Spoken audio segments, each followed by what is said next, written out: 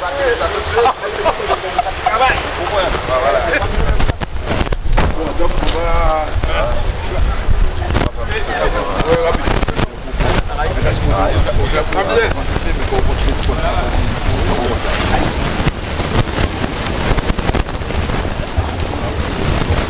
Il m'en faut. Si tu veux faire un petit peu. C'est ce qu'on est venu pour faire. Pour gazoul président. On est venu pour tenir Sainte-Anne. Oui. On va accompagner Sainte-Anne. Il a trouvé une situation tellement catastrophique. On va tenter de remonter ça. Voilà. Non mais les élections.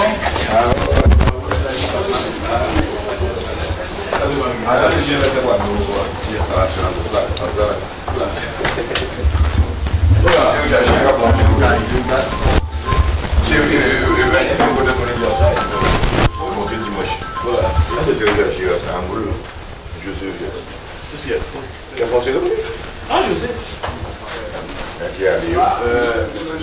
Gérard, il n'y a pas de... Monsieur, dame de la presse, vous avez... Bon, voilà, monsieur le maire. Oui, devant vous, la famille.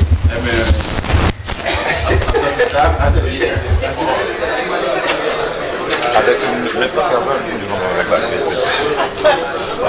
Je vais là vous contaminer.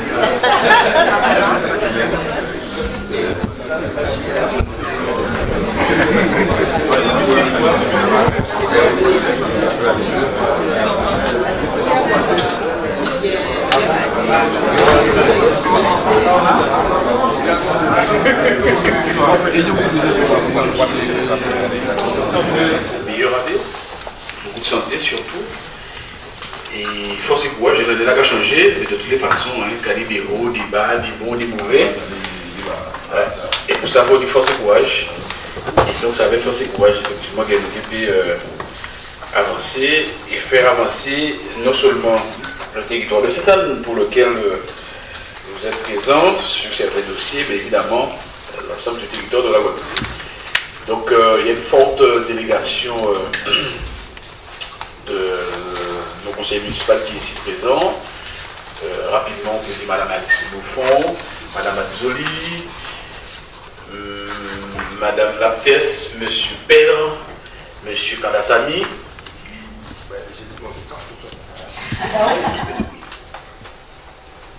D'entrée de jeu. La responsable des finances, Mme Romain me dit, nous avons 1 million, pratiquement 1 million de travaux d'une société que nous n'avons pas encore budgétisé. Et bon, il y a l'autre de service, la facture. Et il va falloir trouver 4 millions d'euros pour pouvoir payer cette entreprise. De l'autre côté, 2 200 000 euros concernant le personnel, dans la mesure où ça n'a pas été prévu au budget primitif. Et donc en fait finalement c'est 2 600 000 euros que nous avons ajouté au budget primitif, plus effectivement ces 1 million d'euros que nous n'avions pas pour pouvoir payer cette entreprise. Ça fait déjà près de 3 600 000 euros, sans compter une entreprise pour laquelle nous avons eu des factures qui représentent à peu près 2 millions d'euros. Bon, et encore d'autres dépenses, notamment concernant la caisse d'allocation familiale pour le personnel qu'il fallait aussi introduire. Donc voilà un petit peu brosser le tableau, donc ce qui nous amène à 4 500 000 euros, étant entendu qu'il y avait 500 000 euros en recettes concernant le projet du très haut débit. C'est des fonds européens qu'on avait, sur un complément qu'on avait reçu au mois de 2013 et qu'on avait oublié d'inclure dans le budget primitif. Donc ce qui fait que lorsqu'on fait la balance entre tout ce que j'ai dit, moi c'est les 500 000 euros, donc on tombe à 4 millions. C'est étant entendu que le percepteur, quand il nous a laissé un petit courrier, comme je disais, il y a certaines dépenses en matière d'amortissement qui n'ont pas été depuis quelques années et qui n'ont pas été prises en compte, et sur lequel nous aurons aussi à inclure dans le compte administratif, que nous aurons adopté. Donc stratégiquement, nous allons d'abord voter notre compte administratif en même temps que notre budget primitif pour nous permettre d'avoir une vision, une lisibilité très claire. La difficulté qu'on a aujourd'hui, c'est le point de trésorerie. Bon, la semaine dernière, je faisais le point avec mon DAF, mon DG responsable des affaires financières et fiscales. Et bien, c'était pareil. C'était plus de 2 millions d'euros que nous avons en mandat, en attente. C'est 500 000 euros que nous avons en caisse. Donc, depuis 2 ans, nous avons cette difficulté de trésorerie.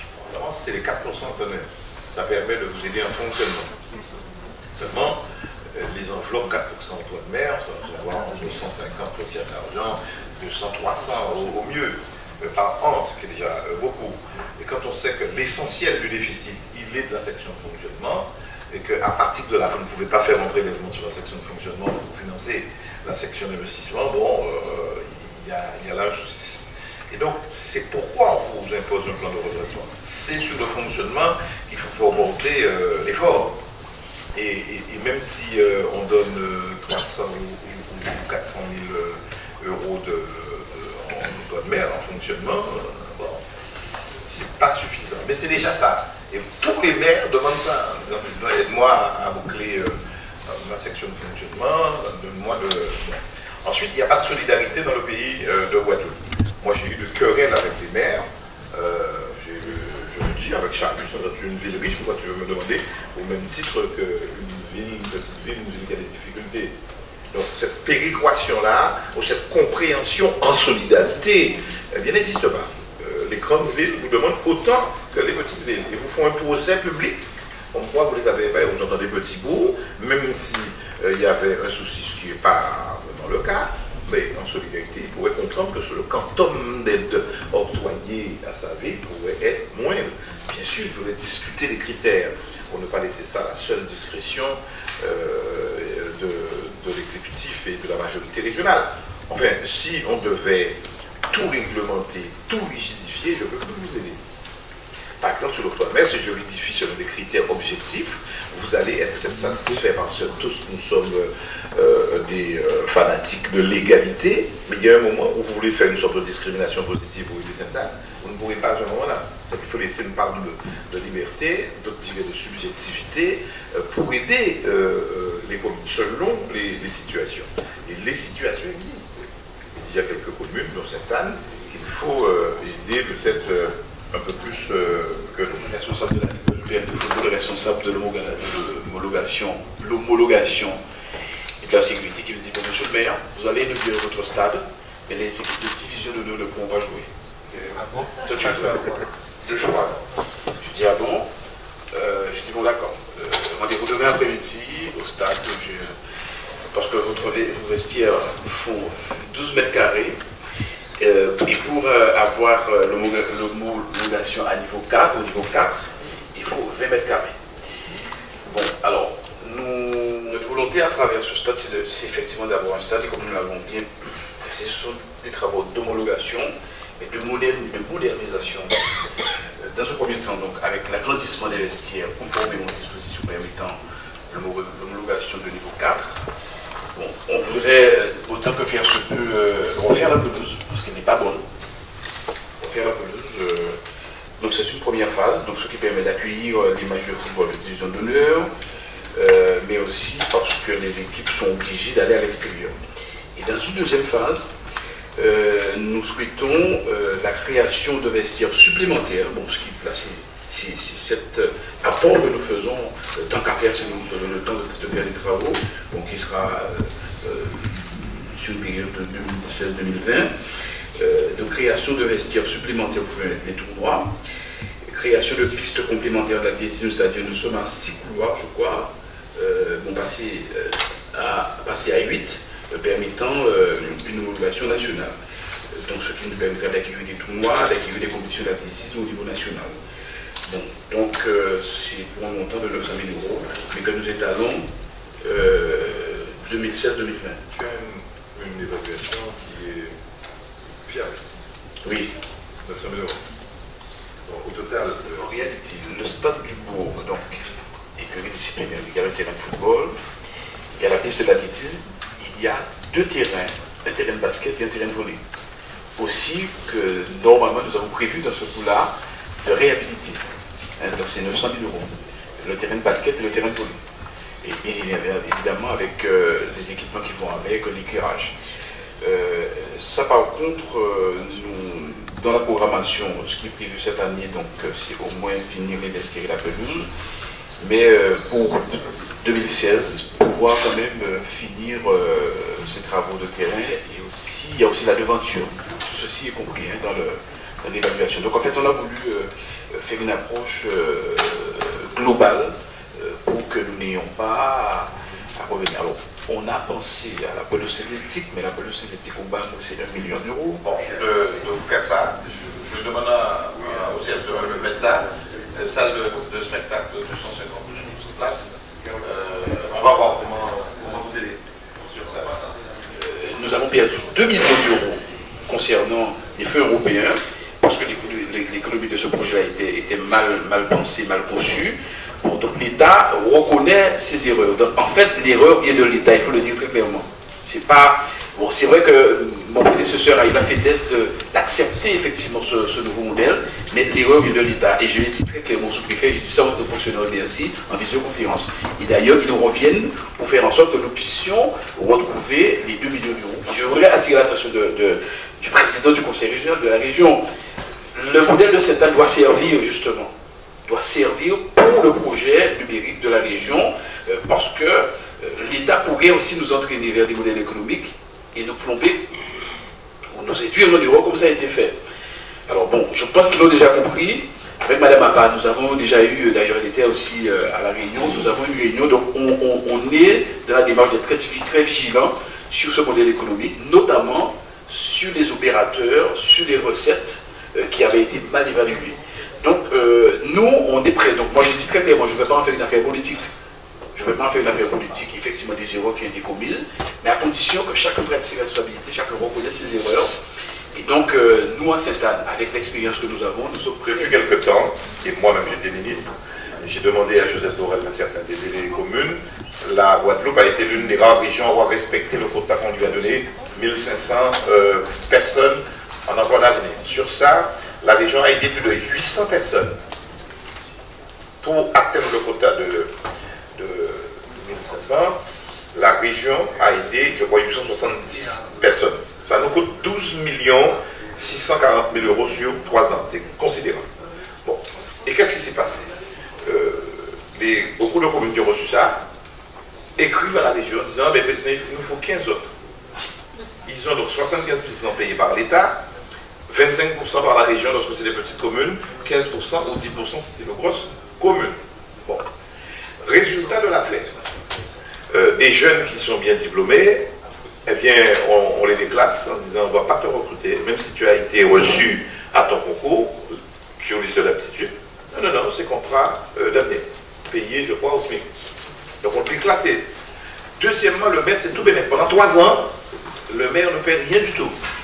Et donc, en plus, avec un renouvellement de clientèle politique, du clientélisme politique, on est en train de désespérer notre jeunesse, alors que ça partait de bons principes. C'est des socialistes qui ont fait ça. J'étais ministre, j'étais d'accord, et on a mis la gomme pour obtenir les résultats. Moi, j'ai décidé de suspendre tout ça, comme à l'île de la Réunion. Je suis prêt à continuer, mais à condition que vous ayez des perspectives de votre maire, si vous êtes non vous garde.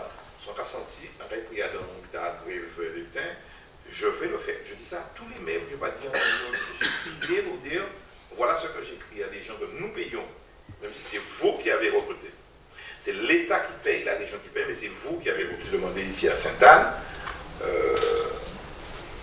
M. Alto estimé qu'il est très fort. Il a pris 46,02 sur les 25%, je veux dire. L'État paye 75%.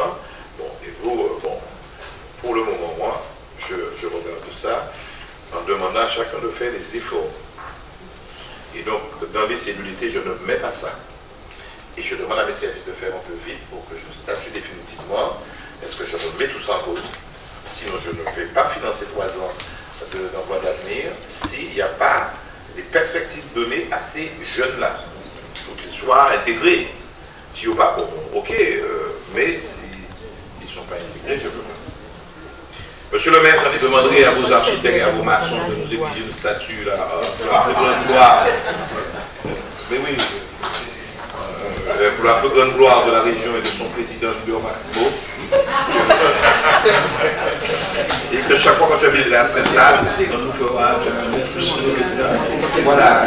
Monsieur le Président, merci. Donc, je dis surtout merci au nom de la population de Sainte-Anne, qui a toujours massivement manifesté son adhésion à votre projet politique. Et donc, je dirais que c'est un moment c'est un juste retour, d'autant plus que son conseiller régional est actuellement maire et qui accompagne depuis tantôt cette politique. Et je crois qu'aujourd'hui, nous avons tenu nos engagements. Ce sont des engagements que nous avons pris, que nous avons tenus. Donc voilà, donc là-dessus, donc c'est vraiment au nom de la population de Sainte-Anne, je le dis, c'est pas au nom de Christian Baptiste et de son équipe municipale. Évidemment. Mais je voudrais aussi remercier, évidemment, le président, mais remercier les collègues conseillers régionaux qui sont ici présents. Oui, c'est ça. C'est du bois ou du béton? C'est du béton. Voilà, c'est ça. Ok. Voilà. Bon, c'est la Vierge Marie, ça. C'est Sainte-Anne.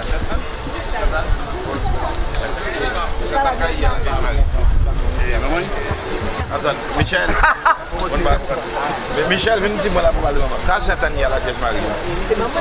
C'est grand-mère à Jésus. Sainte-Anne, c'est grand-mère à Jésus. Ah bon? Et quand Elisabeth. Avec Et quand Elisabeth hier. moi là. Oh, venez pour canter. Eh bien, pour où sont l'abbé? Non, c'est là que je ne vais pas nous faire mal dans ça. Je ne vais pas. Donc l'église est faite. Grand-mère à Jésus. C'est maman.